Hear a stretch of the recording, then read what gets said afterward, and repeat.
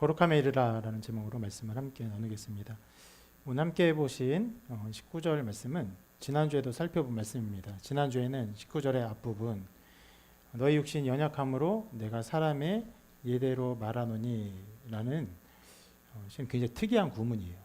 이런 식으로 바울이 예화를 쓴다라는 언급 자체가 성경에 없는데 그러한 특별한 언급을 통해서 그 말씀에 담겨있는 의미, 내용을 함께 살펴보았습니다. 근데 실상 19절에 중요한 것은 내가 사람의 예대로 말하노니 라고 말하면서 그 뒤에 말, 그 부분이 더 중요한 말이겠죠. 오늘 그 말씀입니다. 근데 그 말씀을 보기 전에 이 말씀이 어떤 흐름 가운데 담겨 있는지 좀 전체적으로 좀 넓게 한번 보기를 바랍니다. 그래서 18절부터 21절까지 다시 한번 좀 읽어보도록 하겠습니다. 같이 한번 읽습니다. 시작. 죄로부터 해방되어 의에게 종이 되었느니라. 너희 육신이 연약함으로 내가 사람의 예대로 말하노니 전에 너희가 너희 지체를 부정과 불법에 내주어 불법에 이른 것 같이 이제는 너희 지체를 의에게 종으로 내주어 거룩함에 이르라. 너희가 죄의 종이 되었을 때에는 의에 대하여 자유로웠느니라. 너희가 그때에 무슨 열매를 얻었느냐. 이제는 너희가 그 일을 부끄러워하나니 이는 그 마지막이 사망임이라.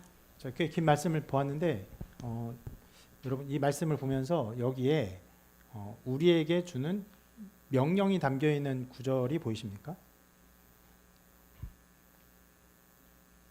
실은 성경을 같이 읽으면 좀 약점이 있죠. 글자 읽는 거에 좀 정신이 없어서 내용을 잘 파악하지 못하는 일이 있는데 잠깐 한 30초, 한 1분 줄 테니까 이 9절에서 18, 19, 20, 21절에서 우리에게 나와 있는 명령이 있는지 보이십니까? 네, 보이시죠? 예, 어디죠? 19절에만 나와 있어요.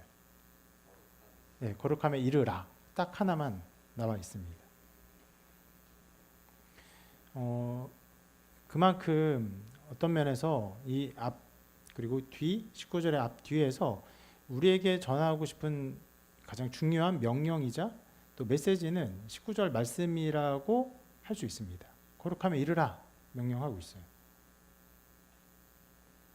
그런데 당연히 그 명령은 그냥 그것으로 주어지지 않았습니다. 그 앞에 말씀으로 인해서 어떻게 해요? 18절에 죄로부터 해방되어 의에게 종이 되었느니라.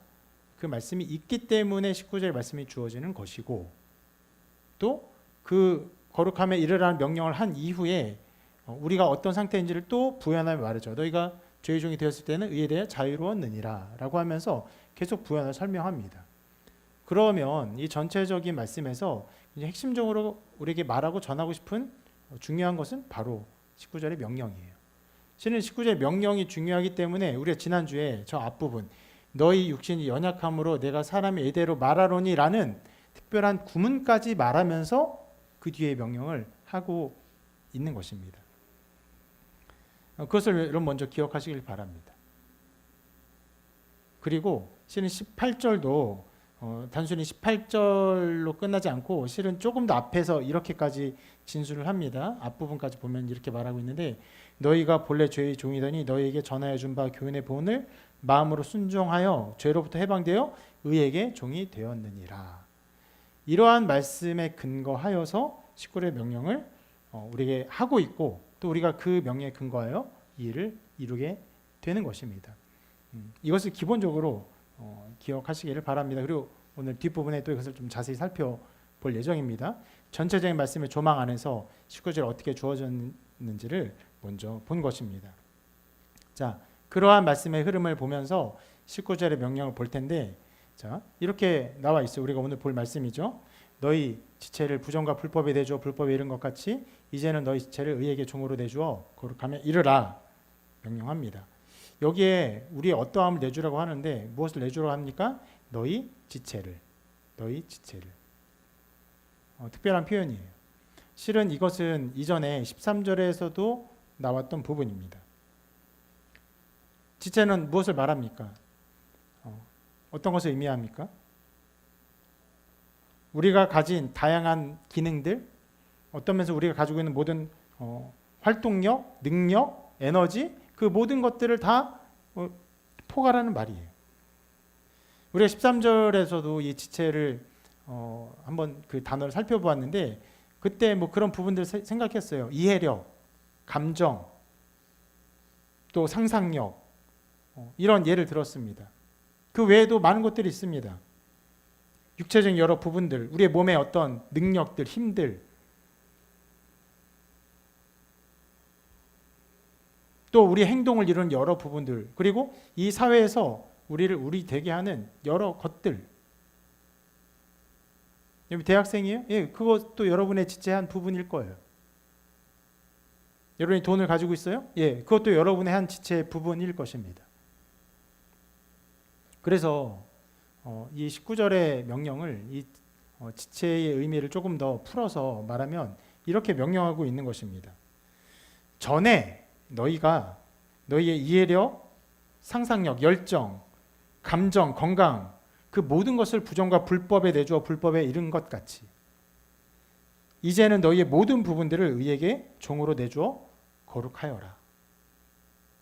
이렇게 명령하고 있는 것입니다.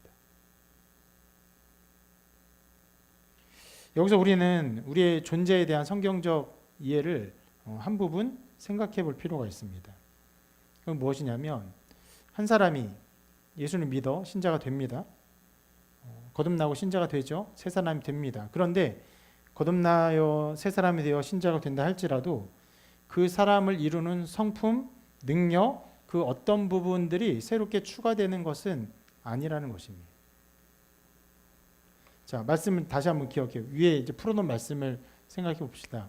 전에 너희가 언제입니까? 전에 예수 믿기 전에 죄의 종이었을 때 어떻게 해요? 그때 우리의 모든 것을 사용했어요. 상상력, 열정, 건강, 감정 다 사용했어요. 그래서 이제 언제요? 이제는 예수 믿는 이제 너희가 그 모든 것들을 다 사용해라. 여기에 어떤 것이 새로 추가되거나 첨가되는 것이 없습니다.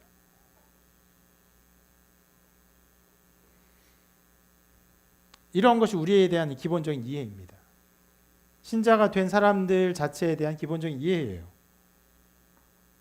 한 사람이 거듭날 때 놀라운 일이 일어나는지 말씀을 알고 깨닫고 믿고 그로 말미암아 새롭게 됩니다. 말씀에 대한 새로운 이해가 주어져요. 그런데 새로 주어지지만 어떤 면에서는 그 말씀을 보고 읽고 이해한 이해력 자체가 놀랍게 증진되거나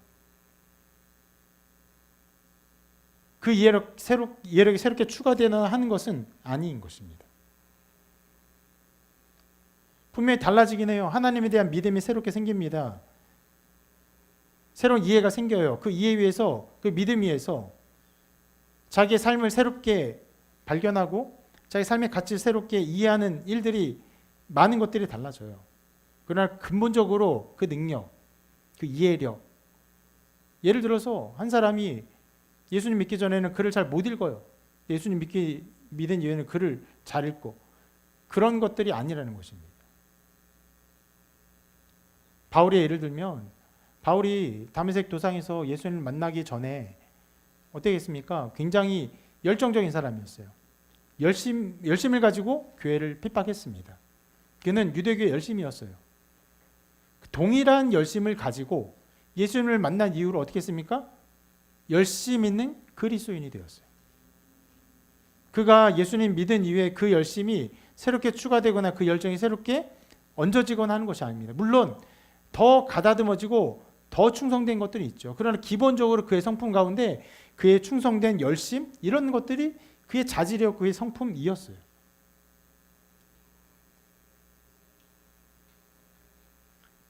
여러분 그렇게 말씀은 너희들에게 있는 그 모든 것, 너희들을 이루는 그 지체들, 너희의 열심들,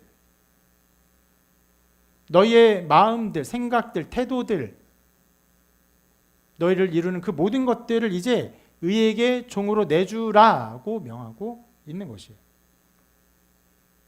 한 사람이 그 앞의 말씀처럼 믿기 전에 부정과 불법에 자신을 내줄 때 어떻게 합니까?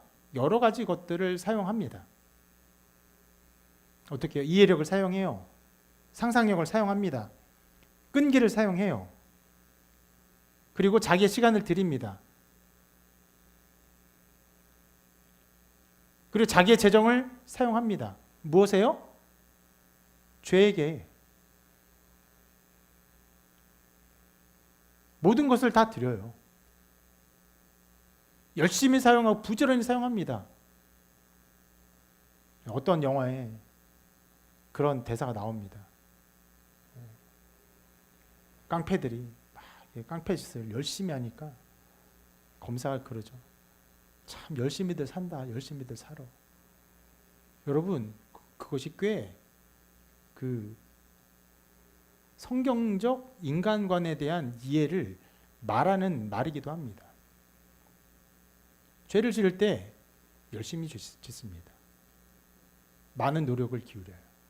애를 씁니다. 너희가 그렇게 살았지 않느냐? 이제 의에게 그것을 내어주라라고 말하고 있습니다.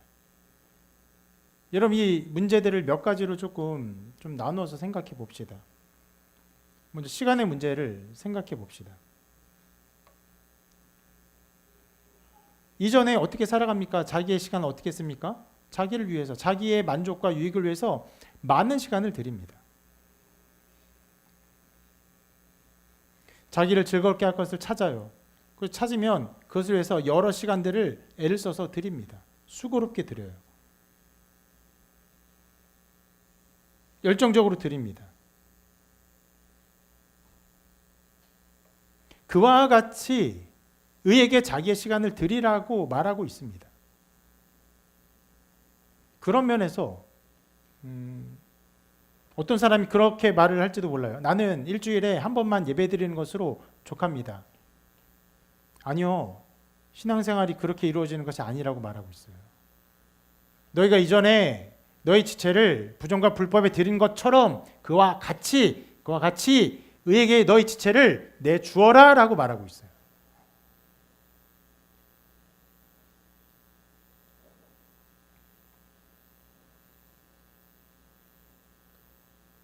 그 열심과 그 정성과 시간에 대한 모든 헌신들, 동일한 태도와 마음으로 같이 의에게 드리라라고 말하고 있는 것입니다. 힘의 문제를 생각해 볼까요? 실은 모든 것이 얽혀 있긴 합니다. 시간을 드리는데 힘이 동일하게 들어가긴 하죠. 어떻게 합니까? 열심히 놉니다. 열심히 즐겨요. 모든 힘을 다 사용합니다. 소진해요. 밤늦도록 놀죠. 열심히 술 취합니다. 밤새도록 술 취해요. 여러분, 밤새도록 술 취하는 사람이 그럼 밤새도록 술 취한 다음에 자기 회사에 나 술 취했으니까 회사에 가지 못합니다. 이렇게 합니까? 그렇지 않아요. 또 정상적으로 출근하고 열심히 일해요. 정말 충격적일 정도로 놀랍도록 열심히 술 먹고 충격적일 정도로 열심히 일합니다. 제 젊은 날의 신앙생활, 그 청년 시절을 생각해 보면 가장 두드러진 차이 중에 하나 그 부분이었어요. 뭐냐면 이제 술을 마시지 않는 부분. 대학생이 될 때부터 예전에 더 술에 대한 강권이 심했고 술 마시지 않으면 이 사회에서 녹아들 수가 없었어요. 근데 저는 그 부분에서는 굉장히 분명한 선을 그었습니다. 술을 마셔라. 저 안 마십니다. 왜 안 마시냐? 예수님 믿어서 안 마십니다. 대학 초년생 때부터 여기저기에 그때는 저희는 학부제가 그때 도입됐거든요. 그래서 같이 가면 200명, 300명씩 가요. 한 학생이 200명이니까 선배들도 100명, 200명 오니까 엄청나게 모입니다. 그럼 여기저기 크리스천이 숨어 있어요. 근데 다 핑계 댑니다. 저 술 안 마셔요. 왜요? 저 한약 먹고 있었어요. 저 술 안 마셔요. 몸이 좀 안 좋아요. 조금 더 나은 사람은 저 술 안 마셔요. 왜? 저 교회 다녀요. 저는 더 나갔습니다. 왜 술 안 마셔요? 저 예수님 믿어서 술 안 믿습니다. 어떤 일이 벌어지는지 아십니까? 대부분 다 마셔요. 다 넘어져서 마십니다. 저는 어떻게 보면 견고하게 안 마셨어요. 굉장히 완고한 사람, 그 사람들을 보기엔 완고한 사람이었어요. 마음이 굳은 사람, 딱딱한 사람, 놀 줄 모르는 사람. 근데 막 술 취하고 야, 너 대단하다. 어떻게 안 먹냐. 그러다가 그것이 사회생활과 군대 대신에 그 게임 프로그래머로서 일을 했는데 실은 그런 조그만 회사에서 상관들에게 인정받는 게 굉장히 중요하죠. 인정받지 못하고 잘리면은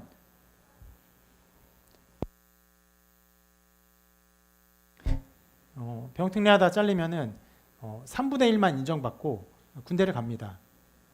1년을 일하면은 4개월만 인정받고 나머지를 군대를 가는 거예요. 그럼에도 불구하고 직장 선배들이 너 술 마셔라. 안 마십니다. 왜? 예수님 믿어서 안 마십니다. 그런 식으로 사회생활 했어요. 좀 어떻게 보면 좀 과격한 신앙생활처럼 했습니다.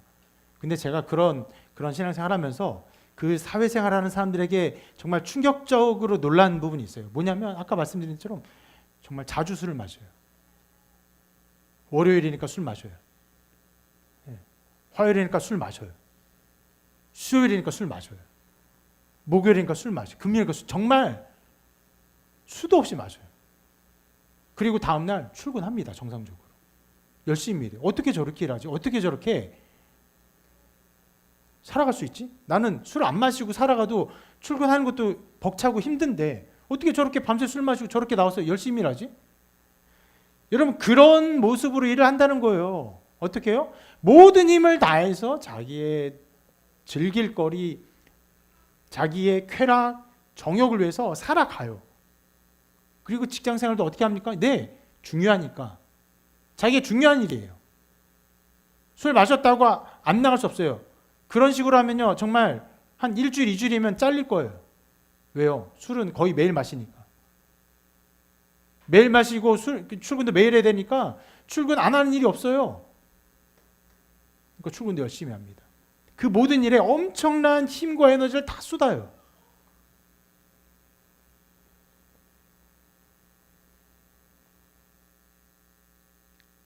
그렇게 의에게 자기를 드리라고 말하는 것입니다.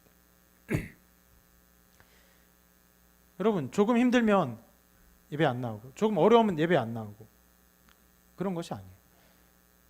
적어도 지금 이 기준은요. 어떤 것을 기준으로 합니까? 예. 죄에게 자신을 드렸던 자기의 열심을 기준으로 삼는 거예요. 다른 사람을 기준으로 삼는 것이 아니라 더 고결한 사도의 헌신을 기준으로 삼는 것이 아니라 너희 자신이 죄에게 불법에 너희 자신을 드린 것, 너희 지체를 드린 것 그것을 기준으로 삼아서 그와 같이 의에게 종이 되어라라고 말하고 있는 것이에요.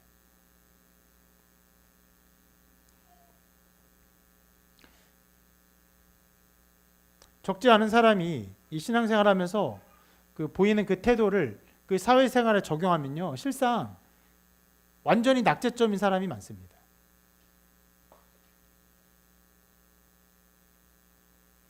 내가 돈을 받는 회사에서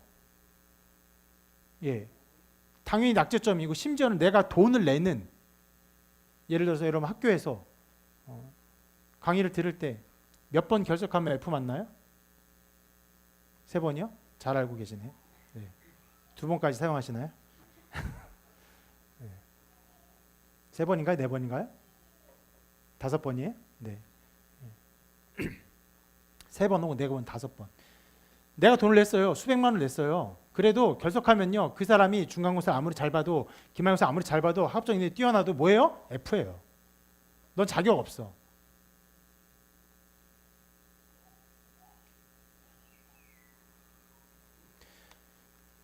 여러분 그러한 것들을 기억해 보십시오. 생각해 보십시오.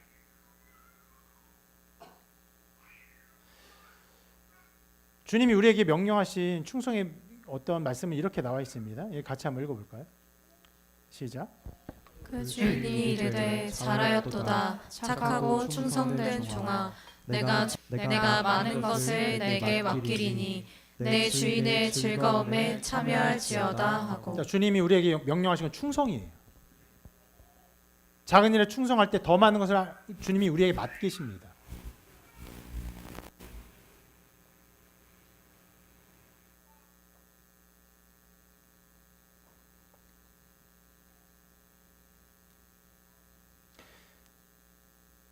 그런 충성의 태도와 여러분 자신이 이 의에게 자신을 내주는 태도, 여러분의 신앙생활을 비교해 보십시오. 충성된 자인지 아니면 정말 대학교의 그런 기준만 갖다 대도 그냥 F를 맞을 수밖에 없는 사람인지, 넌 대학교에서의 그 기준으로도 F 맞지만 내가 볼 땐 충성된 사람이다, 주님 이렇게 생각하시나요? 주님의 기준이 아주 세상의 그 모든 것보다 낮고 또 낮아서 이 충성의 기준이 그런 것들을 말하는 것일까요? 전혀 그렇지 않습니다. 고결하고 높고 압도적으로 높아요. 우리 자신을 드리라고 합니다.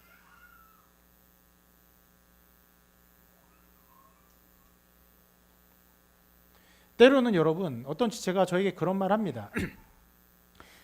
몇몇 사람들의 신앙생활에 어떤 불충함, 불성실을 볼 때 제가 답답해하고, 실은 답답해하는 만큼 말을 많이 하는 것은 아니에요. 때로 한두 마디 하면 그렇게 말해요. 목사님의 기준으로 말씀하시면 곤란합니다.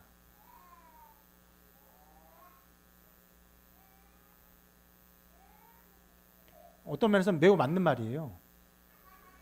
목사가 자기의 기준으로 말해서는 안 됩니다. 저는 어떤 기준으로 말해야 됩니까? 성경의 기준이에요. 성경을 기준으로 말해야 되는 거예요. 그래서 성경은 어떤 것을 기준으로 여러분에게 말하고 있습니까? 여러분 자신의 행동이에요. 너희가 불법에 너희 자신을, 너희 지체를 드린 것 같이, 그와 같이 그 기준을 말합니다.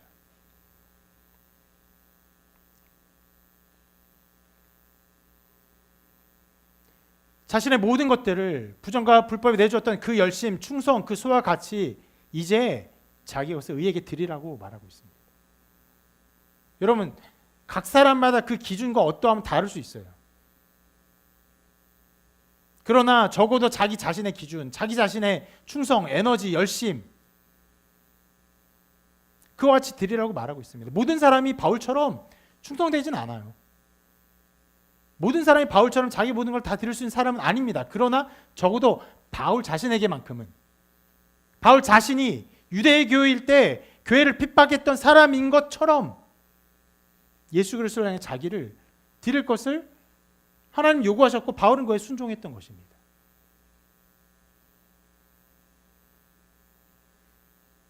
여러분, 그렇게 드리라고 성경이 여러분에게 명령하고 있어요. 그러므로 여러분 자신을 생각해야 돼요. 여러분이 정말 어떻게 충성하고 있는가? 세상의 일들에 어떻게 충성하고 있는가? 그 충성과 열심과 수고와 노력과 에너지와 힘과 심지어 재정과 그 모든 것과 여러분이 신앙 가운데 하는 것들이 어떻게 비교되고 있는가?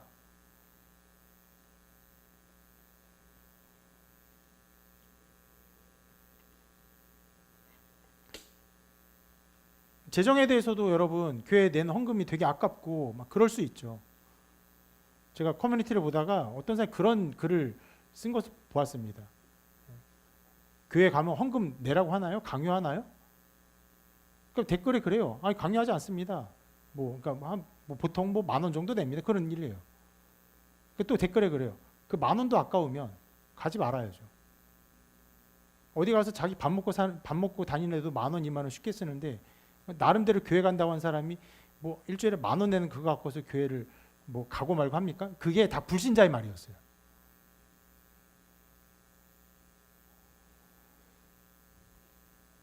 어떤 기준을 말합니까? 적어도 세상 사람들도 세상 속에서 자기가 살아가면서 살아가는 어떤 기준들과 비교해서 신앙생활 어떤 기준을 말하고 있는 거죠.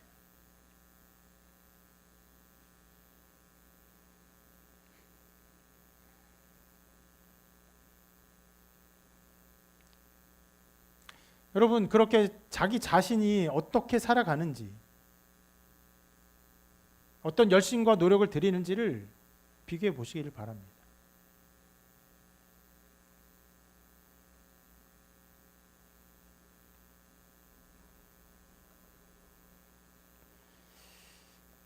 그리고 이 말씀은요, 이 19절의 말씀은 이제 좀 다른 차원으로 가게 되는데,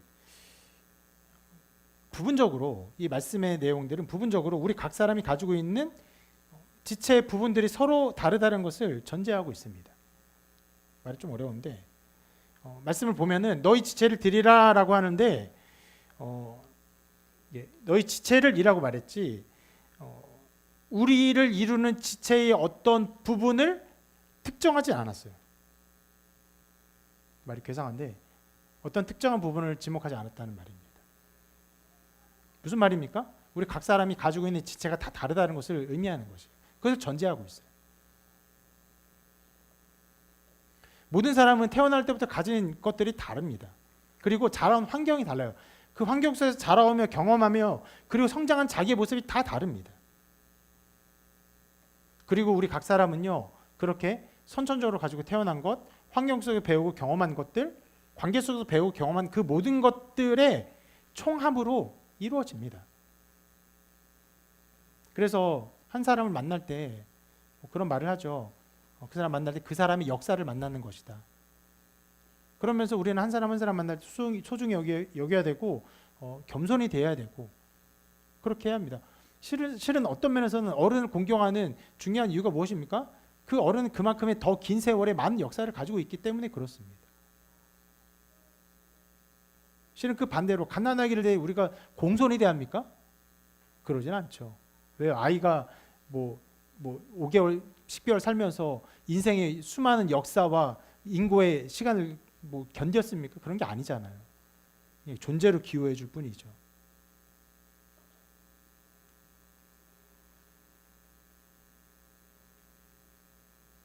그렇게 우리는요, 여러 가지 성품들, 성향들, 능력들을 가지고 있고 그것들로 자기를 이루고 있습니다.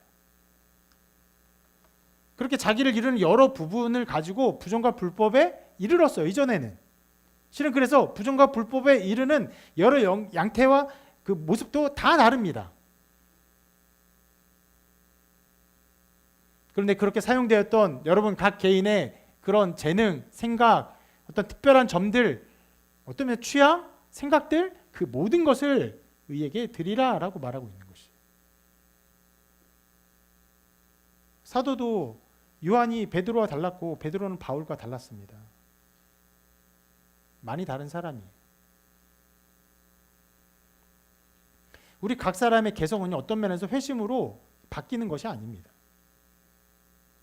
다만 이전에는 죄를 위해 자기의 성질과 개성을 사용했다면 믿음은 그 개성을, 그 자기의 특별함들을 하나님 나라와 의를 위해서, 주를 위해서 헌신하게 합니다. 어떻게 해요? 더 부지런한 방식으로, 헌신하는 방식으로 드리게 합니다. 그렇게 신자는요, 신앙 안에서 다양한 꽃을 피웁니다. 그리고 이 지점에서 우리가 생각해 볼 수 있는 것이 있는데, 자, 우리 각 개인이 각자가 다 자라온 삶과 천성적인 것들이 다 다른데 믿음 위에서 각자 다르게 다른 모양으로 그 가치를 발견하고 그것들을 하나님께 드리며 영원한 가치를 위해서 살아가는 이 모습들에서 우리는 우리 자신을 부품화시키는 세상의 경향에 대해 저항할 힘을 갖게 됩니다. 저는 현대를 살아가는 여러분에게 이 가치, 기독교가 보여주는 이 가치가 매우 중요하다고 생각해요. 사회는 점점 복잡해지고 고도화됩니다. 실상 대학 공부를 하는 모든 사람들은 어느 정도는 느끼는 바가 있는데 이 대학 공부 그리고 이 학문의 엄청난 것들 과연 내가 따라갈 수나 있나? 과연 이 모든 것을 이해하고 내가 능력 가운데 이것을 다 발휘할 수나 있나 하는 생각이 들어요. 어마어마한 산업의 학문의 높이들이 쌓아져 있습니다. 그런 사회에서 각 개인이 어떻게 됩니까? 부품화돼요. 한 조각의 일만 감당하면 됩니다. 그만큼 고도화됐어요. 심지어 최근에 AI가 급속도로 발달했죠. 저도 어제 설교를 준비하면서 AI를 여러 번 썼어요. 어떤 성경 말씀의 어떤 내용들, 그러니까 구절이 정확히 기억나지 않고 내용이 희미하게 기억하면 치면요, AI가 다 알려줘요. 그것은 이러한 교리 속에서 이러한 성경 말씀이 담고 있는 내용들입니다. 아주 예전에는 목사님들 어떻게 했는지 아십니까? 실은 모든 말씀을 기억해야 했어요. 검색이랄 게 없으니까. 적어도 제 시대 때는 어떻게 했습니까? 예, 말씀의 어떤 구절들은 명료하게 기억하고 그 구절들을 검색해서 찾아냈죠. 지금은요 그럴 필요도 없어요. 어떤 비슷한 뉘앙스만 말하면요 비슷한 구절을 다 찾아줘요. 그런 시대가 되었어요. 그래서 계속 말이 나오죠. AI 시대가 되면서 수많은 직업들이 사라질 것이다. 각 개인이 이제 부품도 아닌 게 되는 거예요.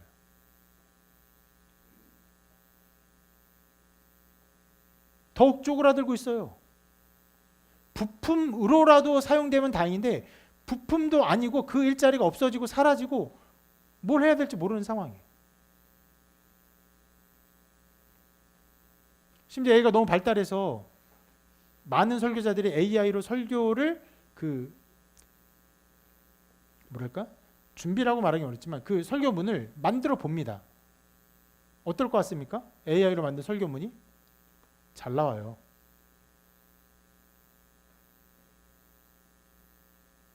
명료하게 나옵니다. 그런 세상 속에서 우리 각 개인은요 나의 가치와 나의 어떤 삶의 목적과 의미를 더 발견하지 못하게 될 수밖에 없어요. 그런 가운데 기독교가 무엇을 합니까? 인간의 가치가 어디로부터 오는지를 알게 합니다. 우리는 어떤 존재예요? 그냥 태어나서 그냥 내가 가진 어떤 능력, 내가 열심히 갈고 닦은 능력, 그것 때문에 이 사회에서 요긴하게 사용되고 그리고 끝나면 죽는 존재입니까?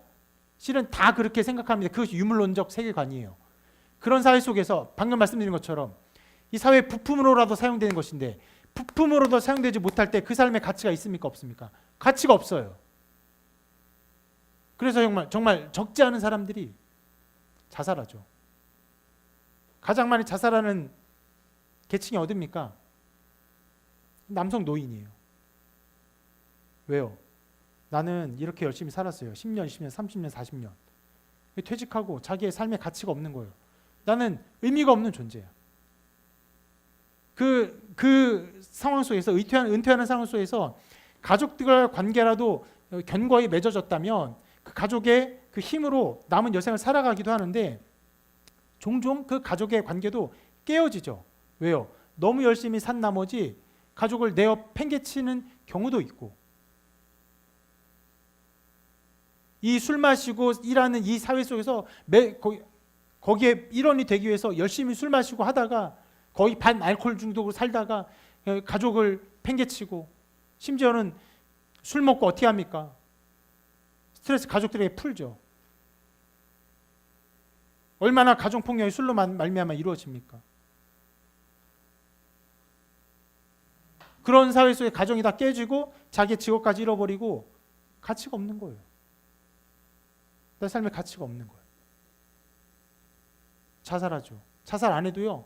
홀로 살아갑니다. 여러분 여기 우리가 사는 이 동네 마포구 또 이 교회가 있는 이 노구산동 대흥동 이쪽에 1인 가구가 거의 60%예요. 그중에 굉장히 많은 사람들이요. 노년층 남자입니다.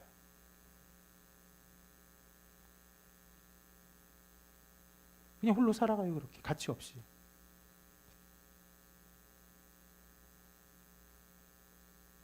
여러분 그것이 유물론적인 세계의 한계예요.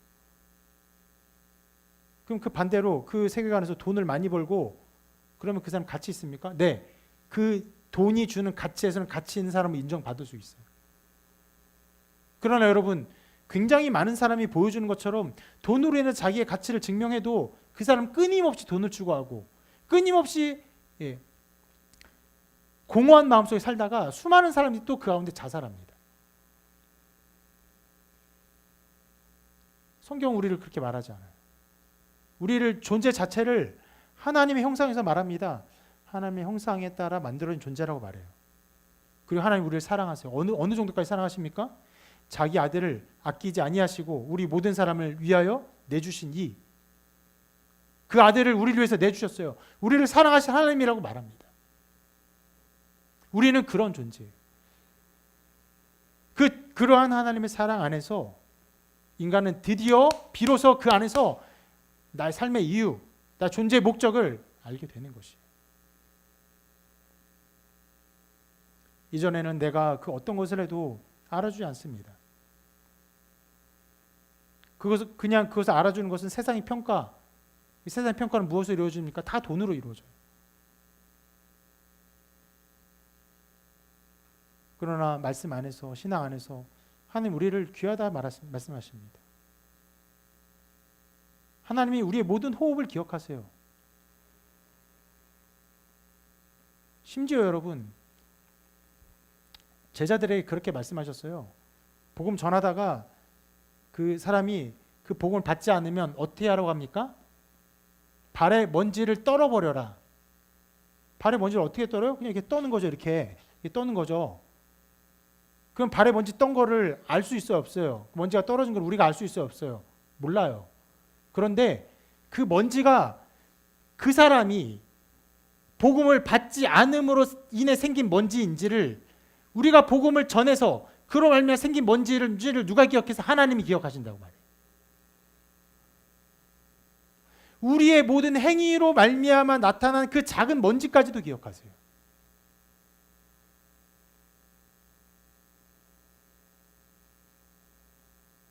우리의 모든 머리카락을 세신 바 되시고 우리의 호흡을 다 아시고 우리의 생각을 아시고 행동의 모든 이유와 결과를 아십니다.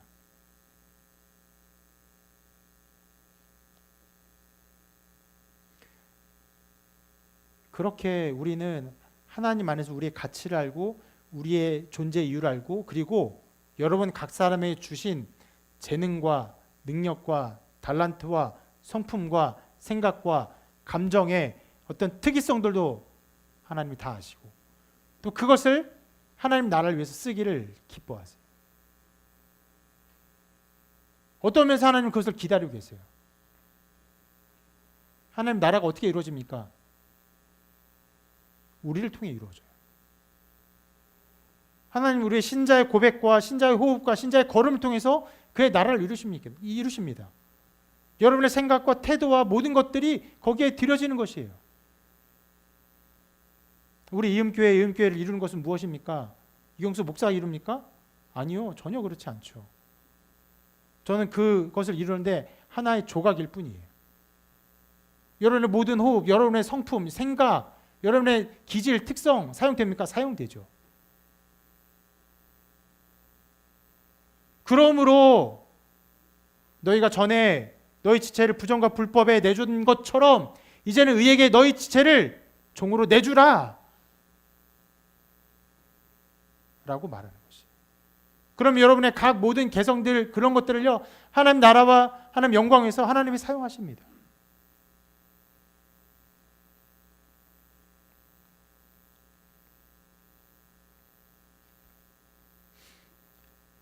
그리고 오늘 말씀에서 우리가 또 살펴볼 것은 오늘 말씀이 하나님이 우리에게 보이신 태도를 알게 합니다.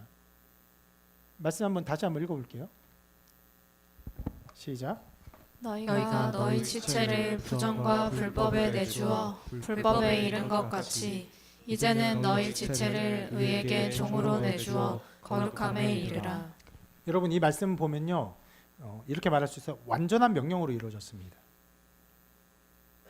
하나님이 우리에게 성화를 명령하실 때 그것을 말씀하실 때 이렇게 말씀하시는 거예요. 어떻게? 완전한 명령으로. 너희가 거룩함에 이르면 어떻겠냐라고 하는 청유가 아니에요. 너희가 그렇게 거룩함에 이르기를 바란다라는 호소도 아닙니다. 명령이에요. 그리고 이러한 명령 안에서 우리가 또 계속 생각해 볼 것이 있는데 그것은 이것이 가능하다는 것이에요. 가능하기 때문에 명령한 것입니다. 제 개인적으로 좋아하는 어떤 만화에 나오는 표현이 있습니다. 나는 야채 가게에 생선을 주문하지 않아 라는 그 표현이 있어요. 야구만 한데 포수가 투수한테 그걸 요구하는 거예요. 말도 안 되는 어떤 이렇게 상황에서 되게 어려운 구질을 어려운 코스에 넣기를 요구하니까 투수가 와서 야 그거 되겠냐? 그거 이렇게 힘들게 사인을 내 하니까 야 나는 야채 가게 생선을 요구하지 않아. 무슨 말이에요? 너가 할 수 있으니까 내가 너에게 요구하는 거야. 하나님 우리에게 그것을 요구하시는 거 우리가 할 수 있기 때문에 요구하시는 것입니다.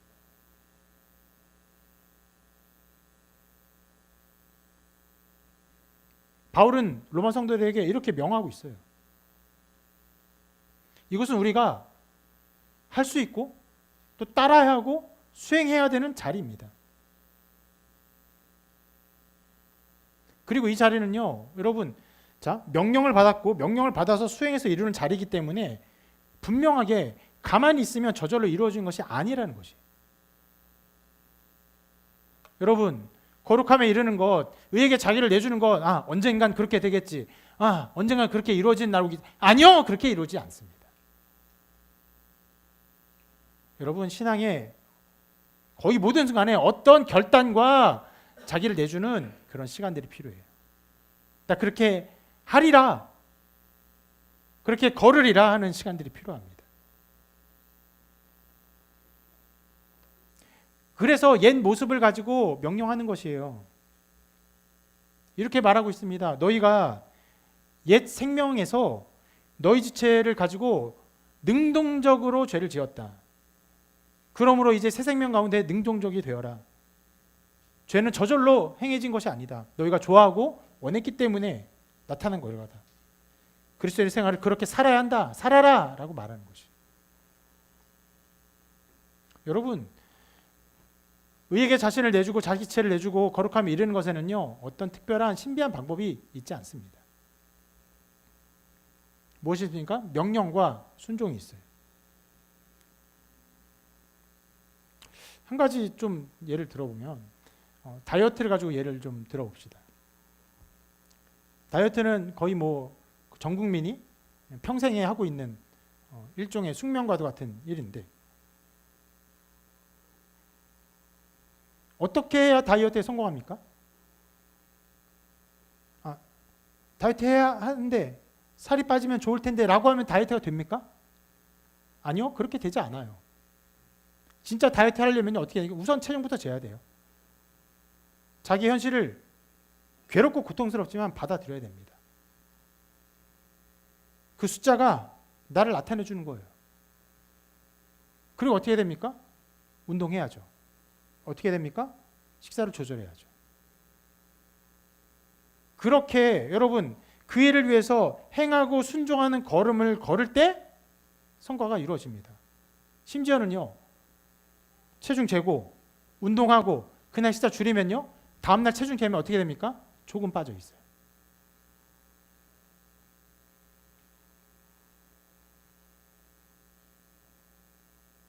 그와 같이 자신을 드려야 됩니다. 자신을 의에게 드리라는 명령을 듣고 언젠간 그렇게 되겠지. 언젠간 그렇게 되겠지. 어떤 면에서도 수고와 노력과 충성과 순종이 아무것도 없는데 여러분 그렇게 의에게 자신을 드리니 언젠간 오겠지. 나는 거룩하면 이르겠지. 그렇게 오지 않습니다. 말씀이 다른 것을 말했다면, 말씀이 다른 방법들을 말했다면요, 저도 그렇게 말할 거예요. 말씀이 그렇게 말하지 않아요. 그렇게 이르라. 순종함에 거룩함에 이르라. 너희 자신을 의에게 드려라. 종으로 드려라 라고 말하는 것입니다. 그 명령 안에서 여러분 순종하는 것이에요. 그리고 말씀이 이렇게 어떻게 보면 강력하게 명령하는 것은요, 신자가 서 있는 기초가 있기 때문입니다. 아까 우리가 처음에 본 어떤 부분으로 다시 돌아가는 것이. 자, 이 명령을 받는 기초가 어디입니까? 아까 말했죠. 18절. 죄로부터 해방되어 의에게 종이 되었느냐. 여러분, 이거는 우리가 할 일이 아니에요. 죄로부터 해방되어 의에게 종이 되어야 한다가 아니에요. 예수 그리스도를 믿는 자는요, 이미 죄로부터 해방되어 의의 종이 된 자예요. 그런 우리가 이제 의에게 우리 지체를, 우리 자신 아니에요? 우리 지체를 의에게 종으로 드리라라고 말하고 있습니다. 자, 여기에 굉장히 미묘한 중간 지점이 있어요. 이렇게 물어볼 수 있어요. 이미 그러면 우리 그리스도인들이 의에게 종이 되었는데, 그런데 의에게 우리 지체를 내주지 않으면 의에게 종이 아닌 것처럼 될 수 있습니까? 이렇게 물어볼 수 있어요. 네, 그럴 수 있어요. 그럴 수 있습니다. 도리어 불법과 불의에 우리의 지체를 의에 내주어서 그런 불법과 불의의 무기가 될 수도 있어요. 우리 아침에 주일학교 우리 학생들과 살펴본 것처럼 삼손이 지 멋대로 살았습니다. 아주 엉망인 사사였어요. 구원자였는데 개판이었어요. 블레셋 여인을 좋아하고 그 여자가 죽었는데 다른 또 블레셋 여인을 또 좋아하죠. 그래서 결국 자기의 모든 비밀을 알려주고 블레셋 사람들에게 잡히고 눈이 뽑히고 이렇게 됩니다. 그러니까 어떻게 됩니까? 블레셋 사람들이 그 하나님의 사사였던 삼손을 붙잡은 것으로 말미암아 그들이 크게 기뻐해요. 그리고 어떻게 합니까? 다곤신에게 경배하고 예배하고 제사합니다. 모든 백성이 다곤을 즐거워해요. 어떻게 된 거예요? 불법과 불의의 무기가 된 것이에요. 그가 사사입니까? 네, 여전히 사사예요. 그러나 그는 도리어 하나님의 사사였지만 불법과 불의에 자기를 내주어서 다곤의 우상 숭배를 극렬하게 증진시켰어요. 그렇게 될 수 있어요. 의에게 종이 되었지만 도무지 의의 종이 아닌 것처럼 살아갈 수 있습니다. 그런 중간 지점이 있어요. 우리는 이미 구원받았지만 아직 구원받지 않았어요. 옛사람은 죽었지만 죄의 몸을 가지고 살고 있습니다.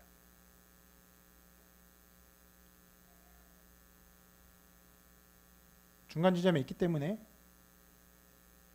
의에게 종이 되었지만 불의에게 자기의 지체를 줄 수 있기 때문에 그런 중간 지점에서 자기를 공격하고 또 넘어지게 할 수 있습니다. 누가 그렇게 합니까? 목사님이 그렇게 합니까? 거의 모든 상황에서 자기 자신이 그렇게 합니다. 자기 마음속 깊은 곳에 너가 과연 신자야? 라고 공격합니다. 그 질문을 꺼내놓고 거기에 직면하고 그리고 올바른 해결책을 찾지 않으면 어떻게 됩니까? 자기에게 오는 영적인 모든 일들을요 다 곡해해요. 다 거꾸로 뜨리게 만듭니다. 어떻게 남 탓을 하는 거예요. 누가 했던 것처럼 합니까? 아담이 했던 것처럼, 하와가 했던 것처럼. 아담이 그렇게 했죠. 하나님이 주신 저 여자가 나에게 이것을 먹게 했습니다. 여자 탓하고 더는 하나님 탓했어요. 동일한 일이 아주 근원적으로 반복됩니다.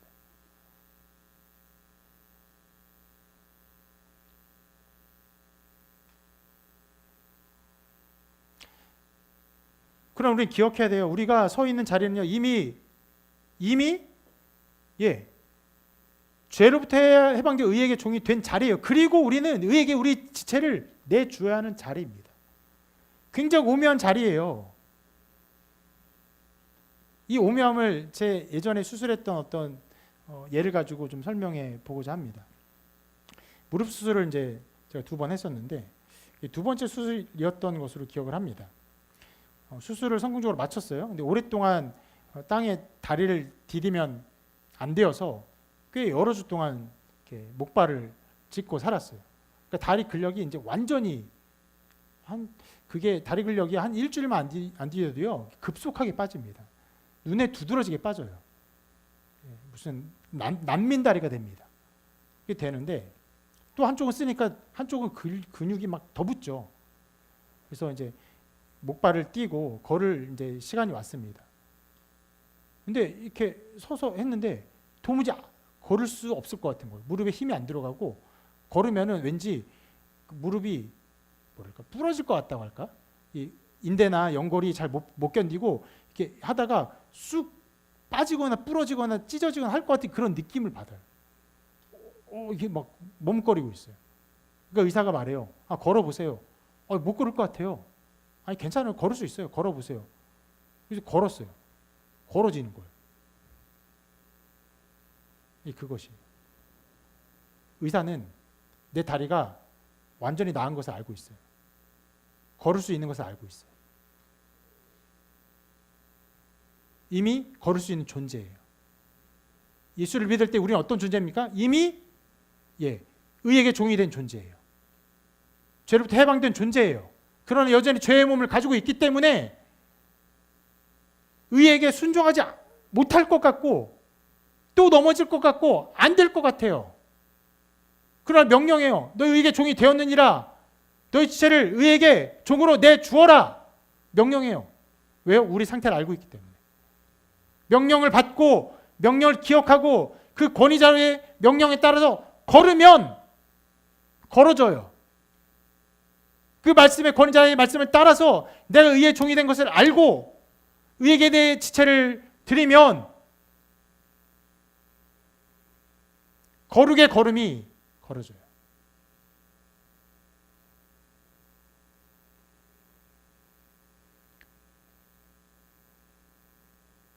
여러분, 그 육적인 것보다 영적인 것이 훨씬 복잡해가지고 내 육적인 그 상태를 보고도 제가 나를 못 믿었잖아요. 영적인 여러 상태를 보고 누가 여러분 못 믿냐면 여러분 스스로 여러분을 정말 못 믿어요. 근데 말씀 말해요. 이미 의에게 종이 되었다라고 말해요.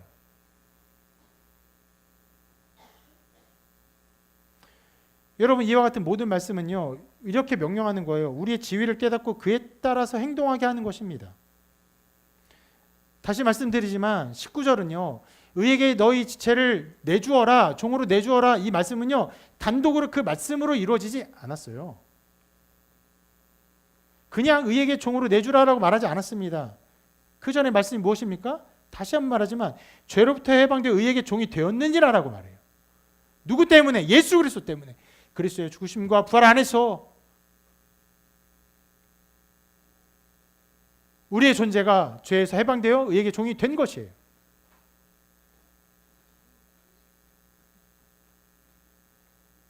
그러한 진리를 로마 성도들이 깨달을 필요가 있었습니다. 여러 면에서 신앙의 아름다움을 가진 자들이었지만 그럼에도 불구하고 너희가 죄에서 해방돼서 의에게 종이 되었다는 것을 다시 한번 확인할 필요가 있어요. 그래서 여러분 우리가 로마서를 얼마나 오랫동안 어렵게 살펴보고 있습니까? 그 말씀을 그 로마 성도들에게 바울이 전해줄 필요가 있었어요.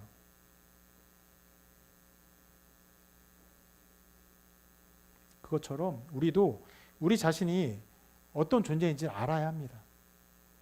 그래서 여러분 실은 계속적으로 우리가 어떤 존재를 알려주는 말씀을 계속 반복하고 있어요. 몇 군데 읽어볼게요. 시작. 그럴 수 없느니라. 죄에 대하여 죽은 우리가 어찌 그 가운데 더 살리요. 네, 죄에서 죽은 존재라고 말해요. 계속 또 읽어볼게요. 시작. 우리가 알거니와 우리의 옛사람이 예수와 함께 십자가에 못 박힌 것은 죄의 몸이 죽어 다시는 우리가 죄에게 종노를 타지 아니하려 함이니. 우리 옛사람이 죽었다, 죽은 존재다라고 말을 합니다. 자, 이러한 명령, 이 말씀들이 계속 나온 이후에 우리가 전에 살펴본 것처럼 굉장히 길고 어려운 말씀들, 우리의 존재에 대한 말씀이 나온 이후에 11절에 로마서에서 나오는 최초의 명령이 나오죠. 기억나십니까? 기억나요? 이상한 말 했던 거 기억나요? 지우 기억나요? 로로 시작하는 말 기억나요? 로기조마이. 지우도 기억해요. 로기조마이 뭡니까? 여겨라. 무엇으로? 이렇게 말합니다. 이와 같이 너희도 너희 자신을 죄에 대한 죽은 자요 그리스도 예수 안에서 하나님께 대한 살아있는 자로 여길지어다. 로기조마이. 여겨라. 최초의 명령이에요. 무엇입니까? 우리의 존재가 죄에 대해 죽은 자인 것을 분명히 알아라, 기억해라, 그렇게 여겨라. 그럼 그 반대로 그렇게 여길 수 없는 상태가 있으면 왜 그런 상태가 있어요? 죄의 몸이 있기 때문에 그런 상태가 있고 그것이 우리를 괴롭혀요. 그렇기 때문에 아주 중요한 명령으로, 최초의 명령으로 여겨라라고 말하고 있는 것이. 우리가 부지런히 이해를 해야 됩니다. 부지런히 이해를 해야 돼요. 이러한 명령들, 이러한 말씀들 그렇게 여기고 우리가 죄에 대해 죽은 자는 것을 알고 이해한 이후에 그리고 오늘 명령이 나오는 것이에요. 오늘도 말씀 전체를 볼 때 딱 하나의 명령이 있잖아요. 뭐라고 말합니까? 이제는 너희 지체를 의에게 종으로 내줘 거룩함에 이르라.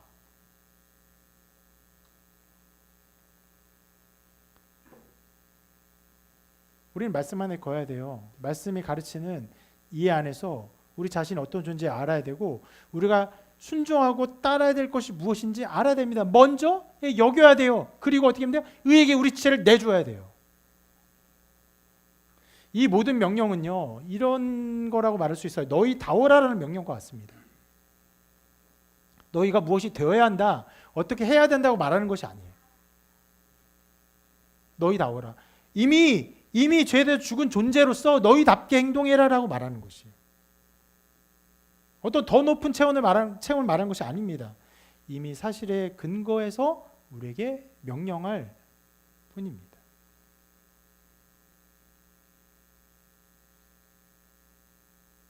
그리스도께서 너희를 위해 십자가에 못 박혔으니 이제 남은 것은 너희가 그리스도와 함께 못 박히는 것이다.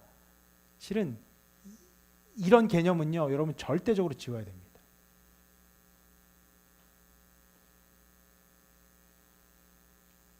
이 절대적으로 사라져야 될 개념이에요.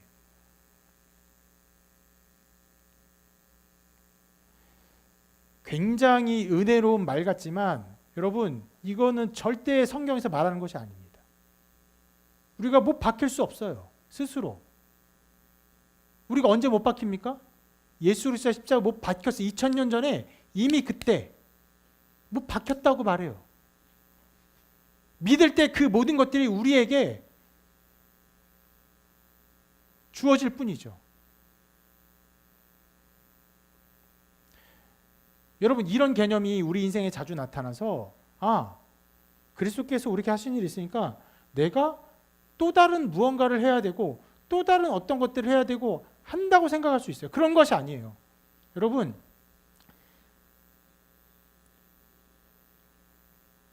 이런 생각들이 자꾸 나타나고 이것이 우리를 자꾸 괴롭히는 것은 성경적 원리를 어떻게 보면 정말 정면으로 뒤집는 거예요.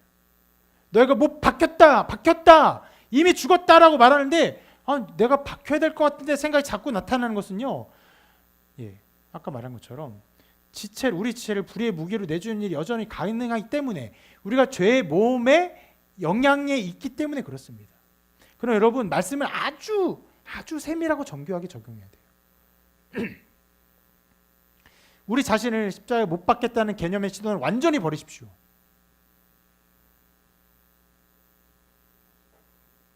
그런 면에서 우리가 부르지 말아야 될 찬양이 뭔지 아시겠죠? 그런 찬양이 있어요. 주의 손에 내 손을 포개고 어쩌고 이런 찬양이 있어요. 그런 찬양은 절대 부르면 안 됩니다.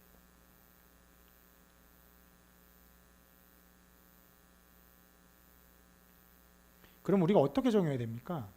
우리가 해야 할 것은요, 우리가 십자가에 못 박힌 자라는 것을 알고 우리 자신을 죄에 대하여 죽은 자로 여기는 것, 우선 우리가 여기에 서 있어야 돼요. 분명히 서 있어야 돼요. 이것을 기억해야 됩니다. 여러분, 이것을 여기는 일을 어떻게 합니까? 어떻게 이 여기는 일을 잘할 수 있어요? 두 가지 말씀드릴게요. 하나는 말씀을 듣는 것이에요. 여러분, 이것이 어떤 면에서는요, 쉬운 일이 아니고 또 꽤 많은 것들을 알아야 되기 때문에 바울이 여러 구절을 통해서 반복적으로 말하고 반복적으로 설명한 것이에요. 그리고 저도 이것을 애를 써서 몇 달 동안 지금 가르치고 있어요. 그리고 그 말씀을 들어야 돼요. 들어야 여러분들이 여러분의 육적인 생각들, 여러분 공로적인 생각들, 여러분 그 종교적인 생각들을 벗어버리고 그리스도의 십자가에 이루어진 일을 온전히 바라보는 믿음 가운데 서게 됩니다. 할 수 있으면 로마서 6장 1절부터의 말씀을 다시 한번 들어보십시오. 또 한 가지는 기도하는 것이에요. 여기에는 여러 실천적인 문제가 있습니다. 아까 말한 것처럼 우리 지체를 죄에게 내줄 수 있죠. 그렇기 때문에 이 면에서는 우리의 회개 기도가 필요해요. 하나님 잘못했습니다. 하나님, 내가 이런저런 죄를 지으며 하나님을 슬프게 했습니다. 잘못했습니다. 이런 회개 기도가 필요해요.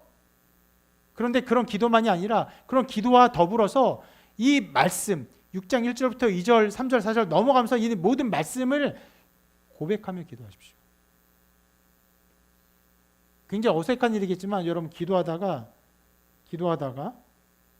성경 말씀을 보는 일이 필요하기도 해요. 읽으세요. 그리고 기도하세요. 하나님, 죄에 대해 죽고 의에 대해서 살아있는 자로 여기라고 말씀했습니다. 이 말씀대로 정말 그렇게 여기는 은혜를 허락해 주옵소서. 의심하지 않고 이것을 붙들게 하옵소서.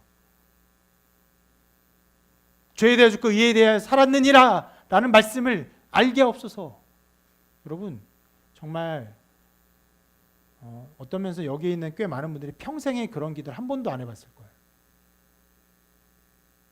말씀 꺼내놓고 그 말씀 보면서 그렇게 은혜를 달라고 그 말씀대로 적용하게 달라고 말씀에 가르치는 바에 서게 해달라고 간구하고 기도하면요, 그 기도 가운데 하나님이 은혜의 은총을 허락하실 거예요.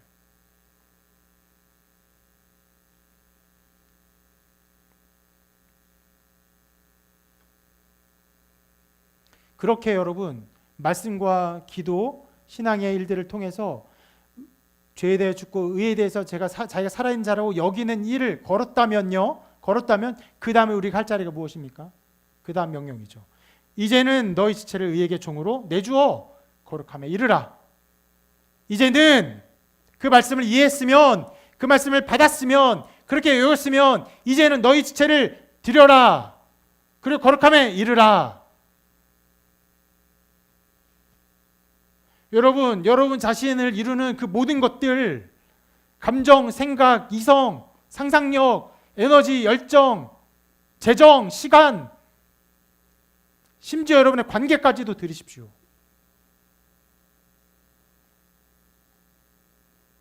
반드시 거룩을 불러옵니다. 거룩은 무엇입니까? 구별된 존재라는 거예요. 하나님의 구별된 존재라는 거예요. 그것을 반드시 불러옵니다. 그렇게 우리는 우리의 믿는 바에 따라서 이 믿는 바를 따라 실천할 때 우리는 잘하게 됩니다. 그럼 다시 한번 기억하십시오. 여러분들은 고결한 존재예요. 자기 아들을 아끼지 아니하시고 우리 모든 사람을 위하여 내주신 이 하나님이 우리를 위해 그렇게 하셨어요. 우리는 그런 존재예요. 하나님이 그의 아들을 우리 위해서 주신, 그렇게 우리는 소중한 존재입니다. 그런 존재이기 때문에 여러분 스스로 그 품격에 맞는, 그 신분에 맞는 품격을 가져야 됩니다. 그리고 그 신분에 맞는 도덕적 의무를 스스로 말해야 돼요.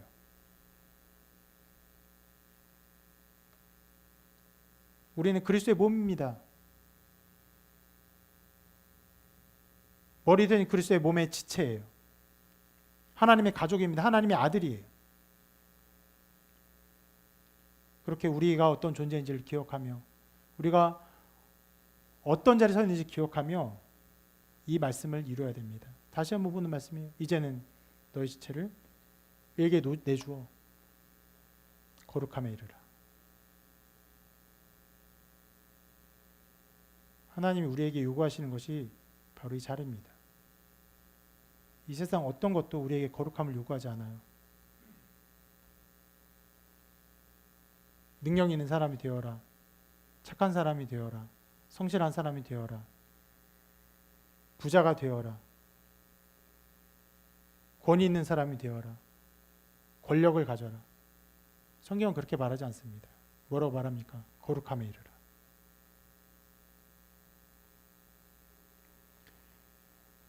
그것을 이루는 여러분의 걸음이 되기를 바라고,